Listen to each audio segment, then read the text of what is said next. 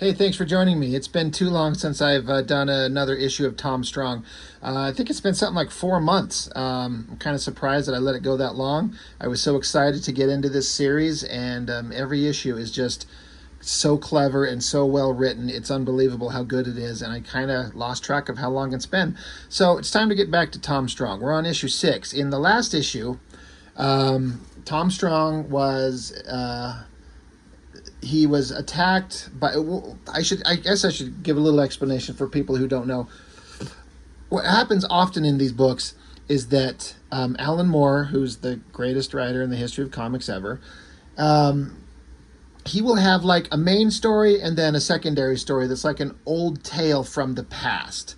And in the last book, I think it was, I'm pretty sure it's the last one, Tom Strong himself, it flashed back to a World War II where he was fighting the Nazis, and he ran into this blonde Nazi girl named Ingrid Weiss, and she was just this exactly what you kind of think of her in terms of cliche World War II Nazi German villains, you know, and she's just pure bad guy, and she got a hold of Tom Strong, knocked his ass unconscious, and had him trapped for a while. And then he got away because she wanted to breed with him, and he wasn't going to have that. He's already, got a wife, and obviously for obvious reasons other than that. So they fought, went on. It was all great stuff. There's a whole video on it. So if you like the video, if you like Tom Strong and you haven't seen the other ones, go check out those other videos because it is a continuing story into this one. But that was like the past story. It was drawn by Art Adams, so it was obviously really well done. And then in the modern story, Tom Strong gets attacked by mysterious assailants, and he ended up getting sent back in time to billions of years ago on Earth, to Pangea, when all the continents were one big landmass, and it was actually a sentient being. So he had to fight that thing off, get back to his regular time, which is where this book picks up. And at the end of that last issue, he walked into a room and come face to face with a character that we've only seen in like mentioning or like a few panels, but it's a bad guy named Savine. So it's kind of like the standard heroic hero, like you got Superman and Lex Luthor, you got Batman and the Joker. You got Tom Strong and Paul Savine. And Paul, the Savine character, he's like a brainy super genius type of a villain. But again, we've only seen him in like news reports or newspaper clippings or one or two panels. So we're aware of this character, but we've never actually seen him yet. And so this is Tom, once he come back from his time-hopping adventure and getting attacked, he's in this ritzy old place, and at the end of the last issue, he walked into a room and saw someone that was, I think, out of sight to us, and Tom was like, oh God, who's this? Now we get to see. Before I get too far into the story, I just got to say, I've talked often about how the covers to all of these books are different every time. It's not like a standard font for the title. Everyone is different. This is amongst my least favorite covers. I think this is Dave Gibbons drawing this, I think. Very digital, computery. Nothing about this appeals to me in terms of the rendering. The drawing itself, the composition, like a dead man's hand, skeleton hand holding a bunch of aces. Tom Strong coming after him. That's all kind of fine, but this soft, old school computer rendering, not a fan of at all. But anyway, so we're kind of getting into kind of standard superhero comic cliches and tropes. But when you got Alan Moore, who's read everything and knows how to take ideas and grind them up and regurgitate them into something new, you're going to get a really interesting bit of interactions and dialogue. It's fascinating how at a glance it's just hero talking to villain and setup and payoff, right? But the dialogue between these guys, it's so interesting. So it starts out with Tom, and he's like, Savine, weren't you dead? And so Savine, off panel, he's like, was I? Oh, you mean that Jeep in West Africa, the sun-bleached bones, the dental records? Yes, yes, yes. Dead as a doornail. But then, you know me. And what about you? Family doing well, I take it? And that delightful performing monkey?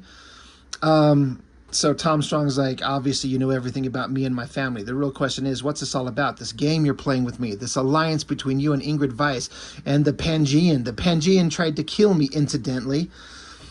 And so Savine, he's like, yeah, I rather thought it might, but that slime molds for you, terribly treacherous. So already that dialogue, like, that slime molds for you, terribly treacherous, that's so funny. That's so clever. He's like, that's where we contrived to have it killed in that asteroid storm. I knew you'd beat it, Tom. Never doubted you. So as Tom is walking up to the bad guy here, he walks into a plate of glass. And Savine's like, that's invisible glass, 0 refractive index, dreadfully clever.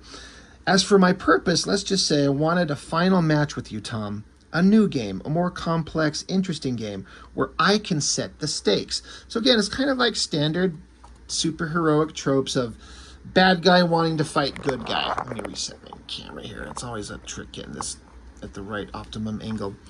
So he's setting up the hero. And he starts flooding a room where Tom's at. So presumably going to drown him. Like, all right, well, you know, like we've seen this type of stuff before, but where is it going to go? When you got Alan Moore, it's always going to be kind of interesting.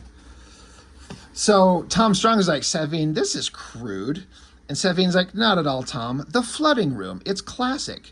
This is our last waltz, Tom. I want it to be a trip down memory lane for both of us. So Tom, he's got like an oxygen breathing mask that he straps on. And he's like, Savine, this cat and mouse stuff doesn't work if I know none of it's if I know none of it's designed to actually kill me. And Savine says, well, oh, but you don't. It's meant to be survivable, I'll grant you. Of course, that doesn't mean it isn't designed to kill you. So as the room fills up with Tom, you know, he's floating in the water now, so, you know, things are getting kind of perilous. Savine continues, oh, you'll get through it. You'll get through it all. We both know that. And in a way, you're right. This isn't meant to kill you. It's meant to destroy you. Before this is over, I promise you'll understand the difference. So I thought this dialogue from a bad guy, how many times have we heard bad guys spout cliche, villainous nonsense? But everything that he's saying here has got that subtle little Alan Moore genius twist to his dialogue. I love how he says, it isn't meant to kill you, it's meant to destroy you. Before this is over, I promise you'll understand the difference. I'm like, oh, God, I'm super invested in this. And then so it switches the angle to now we're inside the room where Tom's being flooded. And so Savine's saying, oh, and Tom, in the meantime, good luck. And you can see that the dialogue box has been kind of like fuzzed out a bit to imply that the sound waves are having to travel through the water. So it's just this subtle little thing done here to add to the possibility of the effect of experiencing that we're in a room full of water and sound is not traveling in the same way. It's absolutely brilliant. Alan Moore is an absolute genius. So anyway, Tom keeps going. A door opens up. The water floods down. He's falling through. He grabs onto something and just punches his way through a wall. Boom, there's a glass dome. He's out. And so then Tom's sitting here and he's like, Savine, just the same as ever. So now it goes back to an untold tale of Tom Strong. So the first story, the main story is drawn by Chris Sprouse, who's absolutely a genius. But this backup story, it's Dave Gibbons. So this is like a Watchmen reunion. And so now it goes back to an old story of Tom Strong, or an adventure from the past. But what Alan Moore does is he has the comic produced to look in style and form and dialogue and art to look like a comic from the era, in theory, it was produced in. This is a comic of modern day when this was made, I think in the 90s, late 90s. But this is something that would be made in like the 60s, 70s maybe. So it's all intentionally done to feel like an old style comic. And even the dialogue, like you'll have Tom Strong having thought balloons as he thinks to himself. You don't see that in the modern comic. But in the old story of Tom Strong, it's all very different. And it's just such a clever and interesting way of putting these things together. Untold Tale of Tom Strong, it says, phlogiston, the invisible fluid form of heat. What is it? What would be the consequences were its power harnessed for evil? Can Tom Strong face the big heat? So this old school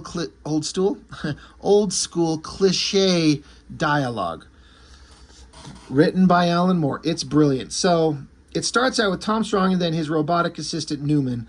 And Tom Strong's like, Newman, I was just relaxing with a Galoka cigarette. Was there something you wanted? Like, he's just sitting there smoking, and he has to announce that he's smoking. So then Newman's like, we got a message from the reporter friend Gabriel. She mentioned the mysterious fires in the Soup Bone district. So Tom's like, how like Greta Gabriel to go shopping, or rather snooping, into something potentially dangerous. I better drive the automobile over there. So again, it's such silly dialogue. Like, we don't need him to tell us he's going to drive the automobile over there, but it's like old school kind of way of writing. So it continues on. Tom's thinking to himself. We've got thought balloons, which we don't normally see. It says 5 warehouses burned to ashes and no clue how the fire started. So he gets in there, he's searching for her, he busts out his ultraviolet flashlight, and he's like, I'm in luck. Greta's bare feet have left faint phosphorant tracks which seem to lead towards that manhole cover. So he's investigating, he's using his sciencey gadgets, he's going down this manhole, but he's like, there's her scarf. Convenient. He's like, this doesn't look like any drainage or maintenance tunnel I've ever seen. So as he goes down, he's like, people down below me. And from their bearing, they look like guards. So they're like standard kind of like villain, like nobodies. Just, thugs. And so Tom Strong, he jumps down on them. He's like, I think you boys have more pressing things to worry about. Like me, for instance. And so the bad guy's like, it's him, that jungle genius that's been in all the papers. He's like, the name's Tom Strong, and unless I find Ms. Gabriel unharmed in the next few minutes, you'll be seeing a side of me they won't allow in family newspapers. So it's done with like this such ridiculous charm that these old comics would have. But then off panel, we see a guy standing here with a gun. He says, I hope that won't be necessary, Mr. Strong. You see, I've been so looking forward to meeting you. So Tom's like, who the devil are you? He's like, who the devil indeed? My name is Paul Dorian Savine. And besides me, the devil is a Sunday afternoon amateur. So this is the first time Tom and Savine have met. We've got the opening story where they're old enemies. Paul Savine looks very old in the modern story. In this one, he's very young and charming and handsome. So we're getting to see their introductory kind of storyline.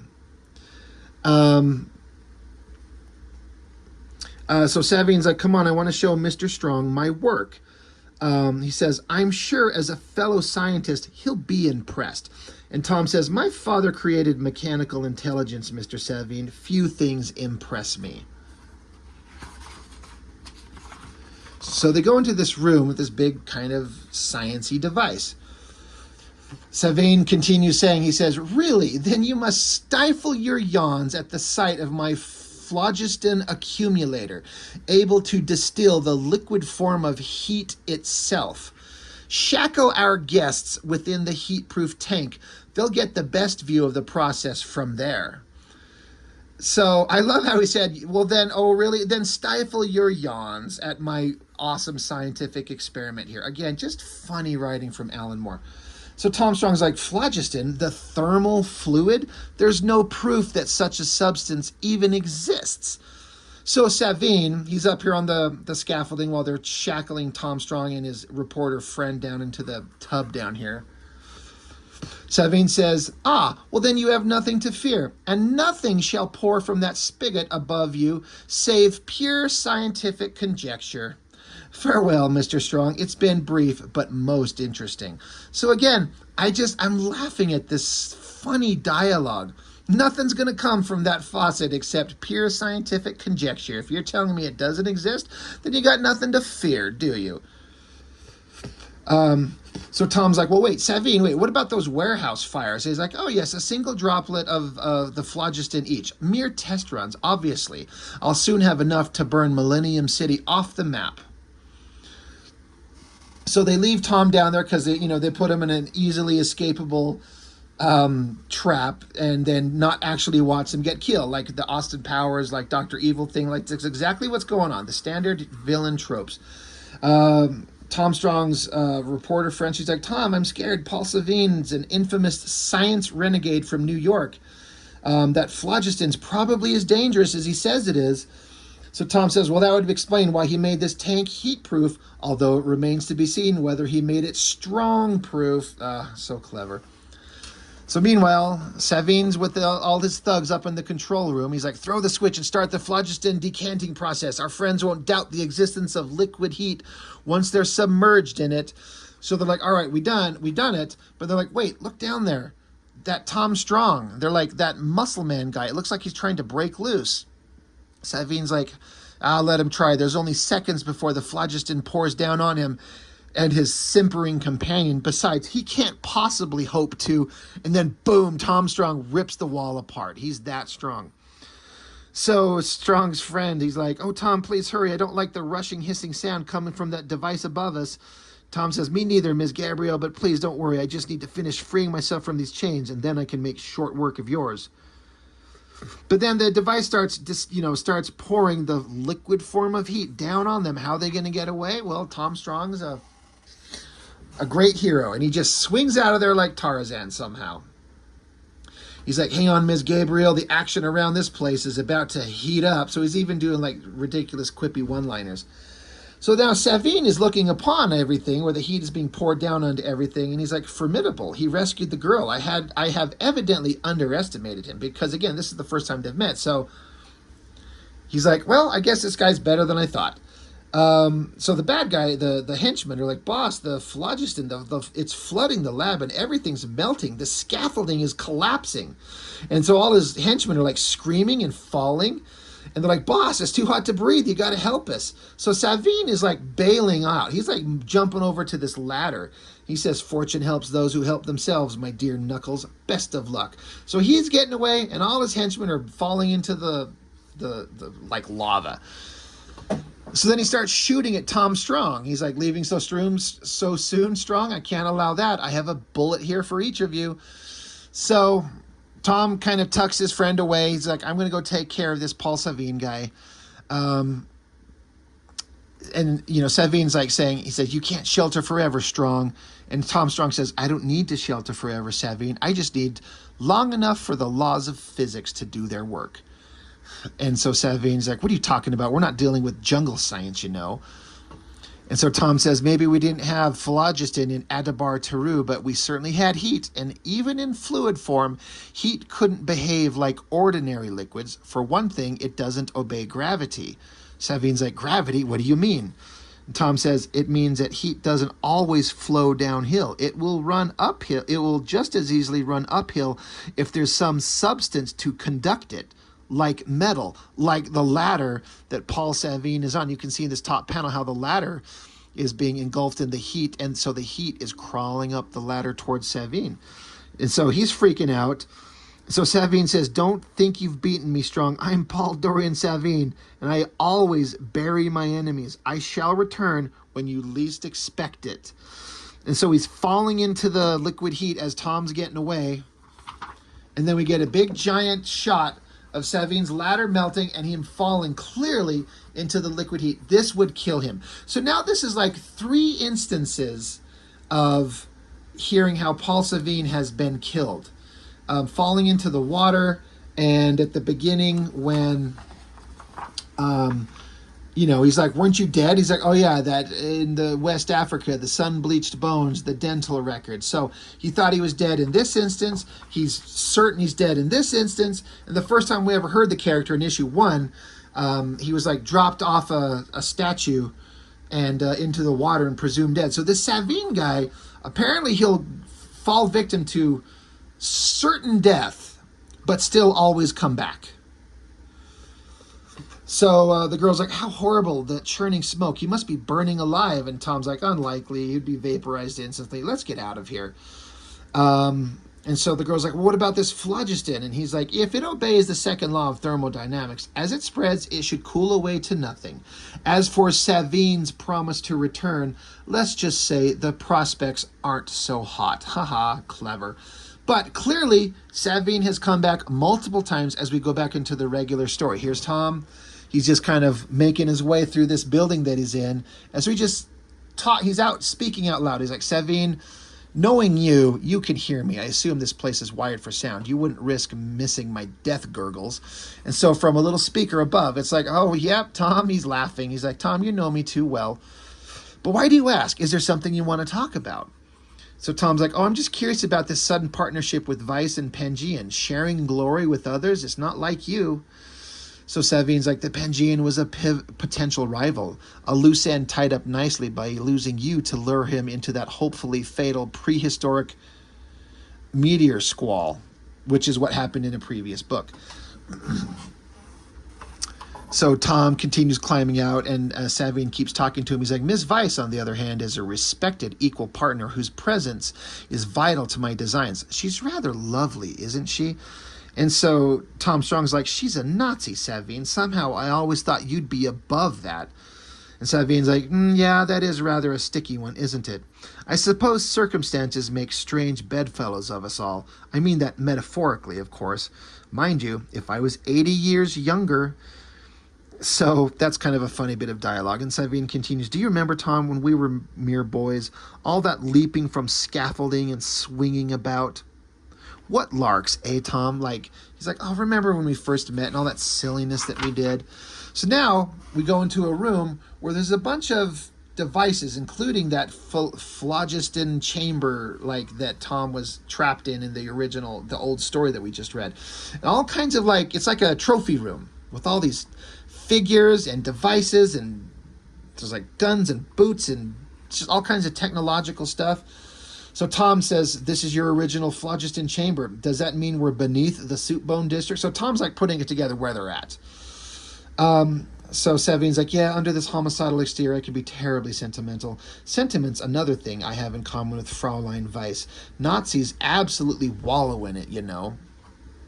So as Tom walks through this room full of mementos here, he's like, I suppose it's a ready substitute for a genuine feeling. I see you're even nostalgic about your old hardware, Tom is telling to Savine. He's like, there's your so-called atomic knuckles you used in 49. Ah, your earthquake boots. I remember them. And Savine's like, I hoped you would. So again, these are just like random-ass ideas that Alan Moore has thrown in here. Atomic knuckles, quake boots. Like, it instantly starts making you think of like, atomic knuckles? Are they like nuclear powered gloves to punch somebody? And quake boots? You put these boots on and stomp around and create earthquakes? Instantly, like, fuck, I want to read these stories. So as Tom walks through this room full of, trophies and such, Tom continues, you've been very thorough, including here, or rather, everything's here, including the time machine and time viewer you stole from Professor Parallax. I presume you used some variant of it to contact the Pangean. And Savine says, naturally, remember that dinosaur rampage I called with the device in 62? Tom's like, probably not as fondly as you do. Incidentally, how did you escape from that phlogiston the first time we met? You never did tell me. And so Savine says, I managed to swing into a concrete service duct down beneath the smoke. Even so, I had some nasty burns. So he's just implying that when he was falling into this giant vat of heat, he, under the smoke, swung himself into some kind of duct. Like, that seems really unlikely. So as Tom keeps walking in here, he's like, Savine says, oh, Tom, you're in such good company. Your family are going to miss you dreadfully, Meanwhile, we cut back to, as again, this is stuff that has been set up already in the last issue or two, where this is his wife and his daughter, and they're on this giant floating aircraft carrier looking for Tom Strong himself. So you got his wife and daughter beating the shit out of these like Nazi babes that are like the girl minions of the Nazi girl Ingrid Weiss. And so they're beating the shit out of them, and they use this like sound device to knock them all down. And they're like, tell me where my husband is. Where is Tom Strong? We're searching for him. We're not going to, we're not playing around, is what they're basically getting at here. So we continue on here. Here's a newspaper clipping. It says, Science outlaw believed dead. Tom Strong saves city. Battle atop Statue of Harmony, which I believe is the first time we saw the character of Savine in the end of issue 1. So there's like that third instance of this character, Paul Savine, surviving absolutely certain death. So it's an interesting little quirk about this guy. So Tom Strong's continuing here. Savine, if you're trying to remind me of all the good times, there weren't any. Incidentally, science eventually proved phlogiston didn't exist. And so Savine's like, isn't that odd? And yet we both know it existed back then. How can that be, I wonder? I've been meaning to write a paper on it, but I never have the time. So that's an interesting bit of dialogue. They're like, they've literally like been in the presence of that liquid heat material that they're talking about. And Tom's like, science proved it didn't exist. And Savine's like, I know, that's interesting, right? But we both know it did then. So it makes you wonder. It makes you think about what is going on. So then Tom's like, well, Savine's like, I was going to write a paper on it, but I never have time. And Tom's like, well, that's hardly surprising. You've obviously devoted much of your life to collecting memorabilia. Why these models of my former foes, for example? Because, again, we've got all these figures that were on display here, like wax figures, probably. He says, Temporal Baldry, the Modular Man, Vanilla Tuesday, Ingrid Weiss. It's a chamber of horrors. So Savine's like, really? Oh dear, it was meant as a tribute, Tom, a reprise of the past victories. I mean, how many times did you beat Modular Man? There was an occasion recently, I hear. Smashing work, Tom, absolutely smashing. And this incident that they're talking about with the Modular Man recently was book 2. So, we're talking about stuff that happened recently. And then Savine continues, oh, and poor old Vanilla Tuesday. She really died, that last time at Niagara Falls. Broke her neck. Ingrid, well, she's still alive and kicking, of course, but you've probably seen the last of the Pangean. Oh, and Tom Strange, that peculiar alternate version of you from Terra Obscura. I wonder where he is now. And Tom Strong, he's like, Dr. Tom Strange and I had different loyalties. That's all. I never thought of him as evil. Not like the other villains and sociopaths here. The Math Magician, Denby Jilks, Dr. Permafrost. So again, all these great names for villains that never existed except in this book. Savine says, none of them ever beat you though, did they, Tom? Artificial intelligences, shape-shifting monstrosities like Pangean, nightmarish killers like Charlie Bones. You shrugged them all off, Tom. Not one of them ever found a way to really hurt you. So Tom says, what makes you think you and Weiss will be different? So Savine says, because we know a way past that bulletproof triangle, Tom. We know a way to your heart. And while Tom's kind of distracted, we see up here in the top panel of the previous panel, one of the boots from one of these figures is stepping down, and then a single hand is tapping him on his back. So it's Ingrid Weiss. She was one of these statues up here, but it was actually her. Punches Tom, sends him flying. She says, his heart can wait, Savine. We'll break it after I've broken his back. So Tom's picking himself up. He says, Weiss, good statue impersonation.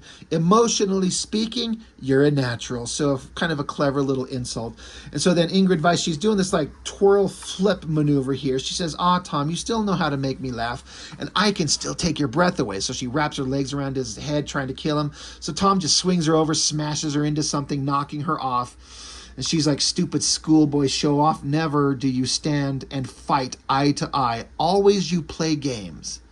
So you hear Tom off pound. He says, Weiss, catch. He's picked up this big heavy thing. He's going to slam this shit down on her. Tom's had enough. I love this about him. Like, he's normally a good-natured, gentle guy, but he's being pushed to his limit. Boom, sends her through the fucking wall. Pow. That's awesome. Good explosion of the wall debris. And now they're in a room where Paul Savine actually is. He's not talking through an intercom anymore. He's just on the other side of this wall. So we hear Savine talk. He's like, why, Tom and Ingrid, how kind of you to join me. I see there's still that old spark in your relationship, eh? Marvelous, simply marvelous.